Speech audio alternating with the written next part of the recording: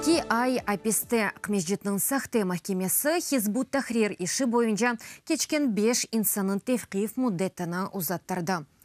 Вебюслерге юзлерже инсан қол тұтмаға келді. Имеежелерінің дегені кебі қырымлыларының дінли мен сүлік бойынша тақип әтелер. Чүнки олар ислам динini күте. Оларға қаршы ішінің қалпылығыны былтыр февраль айында әттелер. Шыны қайдетмек керек ки Русияда Хизбут Тахрир террористик тәшкилат оларақ танылған.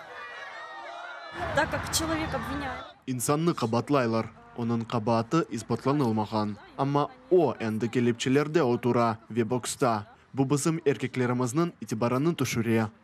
Нет никакой перспективы судебной.